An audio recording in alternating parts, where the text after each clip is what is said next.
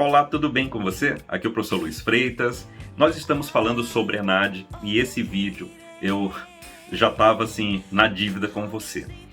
O ENAD do ano de 2023, então para você entender, esse vídeo aqui está sendo gravado no dia 2 de novembro de 2023, um feriado, dia de finados. E eu estou gravando esse vídeo porque o formato do ENAD, a composição do ENAD mudou, inclusive na sua estrutura e número de questões, inclusive mudou na questão do número de questões objetivas e questões discursivas. Eu vou colocar aqui uma série de telas para você ver e eu vou falar com bastante calma para você entender as mudanças que ocorreram.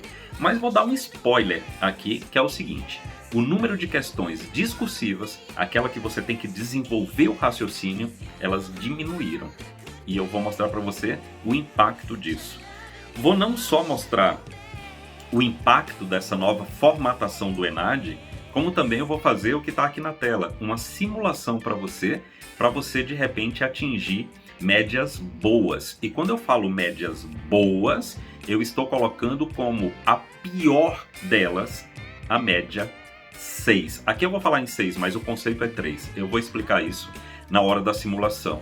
E você vai entender. No vídeo anterior, eu falei sobre o desastre que é a gente obter conceitos abaixo do 3. E consequências que podem acontecer, consequências externas de uma maior fiscalização do Ministério da Educação sobre a sua instituição, a instituição na qual você está matriculado, e também, de repente, alguns reflexos de um conceito muito ruim que pode gerar decisões da gestão superior da instituição na qual você está matriculado, que de repente pode inclusive fazer com que o curso que você está cursando simplesmente desapareça do rol de cursos dessa instituição. Obviamente a gente não quer que isso aconteça e eu vou conversar com você aqui, explicar para você essa nova formatação, mas eu já queria deixar aqui um lembrete. O ENAD acontecerá agora no ano de 2023, no dia 26 de novembro, portanto, estamos no mês do ENAD. Vamos lá? Vou explicar para você a nova formatação e fazer algumas simulações. Eu espero que você fique até o final e no final nós vamos fazer uma reflexão sobre tudo que eu vou falar ao longo desse vídeo. Tudo bem? Então vamos lá? Vou tentar ser o mais objetivo possível, eu prometo a você. Vamos lá. Bom, para você entender aqui a minha simulação, vamos aqui estabelecer alguns entendimentos iniciais. Vamos lá. Aqui você veja que eu estou colocando a nota 10, porque conforme o edital a nota chega até 10, né, de 0 a 10. Mas eu estou colocando o conceito aqui e nós vamos nos basear no conceito, porque no final o conceito é o que vai nos interessar. Lembrando aquele número mágico do 3 lá, que seria assim, ó, o fundo do poço. 3 você considera o fundo do poço. Mas nós vamos justamente fazer as simulações para obter o 3, para você entender que não é tão difícil assim. Basta que você leia as questões com bastante atenção e seja esperto, ok? Aqui eu só reproduzi os valores que nós temos nas transparências, né, nas telas que eu mostrei para você anteriormente. Então, no caso da formação geral, 9 itens objetivos e 1 item discursivo. E no caso da componente específica, nós temos aqui 29 itens objetivos e 1 item discursivo. Aqui são as notas de cada item, né, de cada item objetivo e de cada item discursivo, ok? E aqui é onde nós vamos fazer a nossa simulação. Veja que aqui tem nota 10, né? Deixa eu até colocar aqui em negrito essa nota aqui para ficar bastante visual para você. Beleza, então veja que aqui tem nota 10, conceito 5, por quê? Porque nessa simulação é o caso ideal. O estudante ali acertou 9 itens objetivos e 1 item discursivo. E acertou os 29 itens objetivos da formação da componente específica e o item discursivo. Veja, esses números 100 aqui, e eu só vou modificar, se for o caso, esse número 100 que está em roxo aqui, é porque o item discursivo ele não é uma nota 0 ou o máximo, ele pode ter uma avaliação intermediária. Então, por isso que eu coloquei o peso de 100 aqui, mas a gente pode modificar. Beleza? Dito isso, vamos aqui para o que nos interessa. Vamos fazer a primeira simulação, que é o seguinte. Na formação geral, o aluno gabaritou. Ele conseguiu aqui 9 itens objetivos e um item discursivo, ok? Mas lá no na componente específica, ele deu um vacilo. Ele só acertou 8 dos 29 itens objetivos, mas garantiu 100% aqui do item discursivo. Veja que a nota está 5,1 e o conceito está 3,044, ou seja, o fundo do poço. Beleza? Nós não podemos admitir conceito menor do que isso, ou seja, você tem uma nota um pouquinho acima da metade do 10 e você já garantiu aqui o conceito 3,04, beleza? Nós estamos lembrando, eu estou colocando aqui não é o modelo ideal, eu estou colocando aqui para você atingir o mínimo necessário, ok? Agora vamos dizer o seguinte, você manteve acertando as duas questões discursivas, mas aqui no item objetivo da formação geral você deu um vacilo e acertou somente 5 dos 9. E no caso lá da componente específica você conseguiu garantir 11 questões objetivas. Lembrando que eu estou mantendo sucesso absoluto aqui no item discursivo, ok? Mesmo assim, veja o conceito. Então, o conceito está aqui, ó, você está com 3,03, o que garante para você aquela linha divisória entre o céu e o inferno, beleza? Agora, vamos dizer que você foi muito bem nos itens objetivos da formação geral, mas vacilou completamente no item discursivo, não fez nada do item discursivo.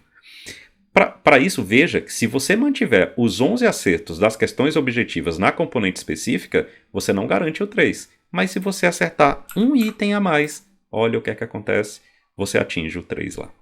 Ok? Vamos para outra simulação. Você garantiu os itens objetivos da formação geral, conseguiu gabaritar o item discursivo da formação geral, porém, você errou o item discursivo da formação específica, da componente específica. Veja que mesmo assim você atingiu mais do que 3. Eu vou diminuir um item aqui para chegar no limite. 11 itens objetivos da componente específica e mesmo assim você atingiu o conceito 3. Ou seja, se você tem dúvida, dá uma pausada no vídeo, veja cada situação que eu simulei aqui. Mas agora vamos para uma situação ruim. Ele não acertou, né, esse candidato aí, que não seja você, não acertou nenhum item aqui, nenhum item discursivo.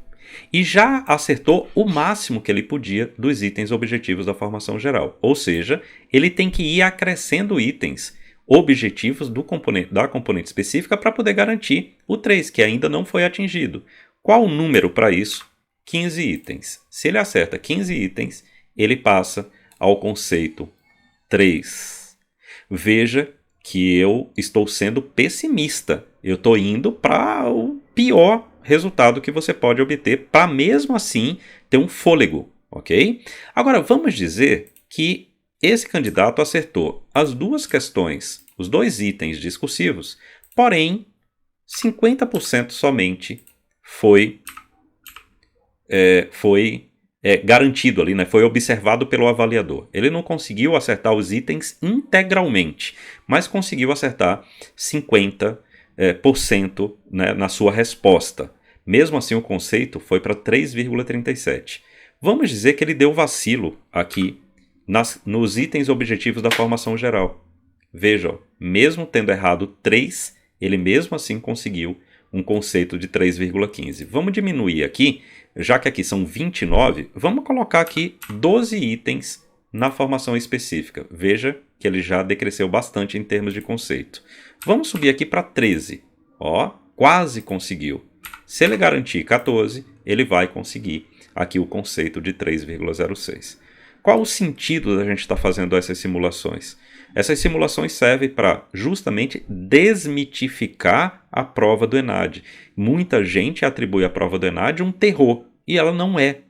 Principalmente as dicas que eu vou dar depois aqui no YouTube e também nas minhas redes sociais. Fica bastante esperto para me seguir por lá, porque a gente vai colocar em vídeos curtos macetes para a prova do ENAD. Bom, como você pode ver, não é nenhum bicho de 7 cabeças. Aliás, falar em bicho, tem um galo cantando agora aqui. Não é nenhum bicho de 7 cabeças. Não, você não tem que se sacrificar ao extremo mas eu acho que por uma questão de consciência, inclusive até inteligência, de repente se dedique na hora da prova, faça com que a prova, e toda prova é falha, faça com que ela consiga minimamente medir aquilo que realmente você conseguiu desenvolver em termos de competência ao longo desses anos de formação. Faça pelo menos isso. Não precisa você querer ganhar toda a nota, obter toda a nota da sua turma inteira. Não é isso que eu estou falando. Eu estou falando daquilo que cada um tem como atitudinal individual. Eu, se eu fosse você, faria exatamente isso. E na dúvida, você ainda tem tempo de falar com o seu coordenador a respeito de detalhes do ENAD.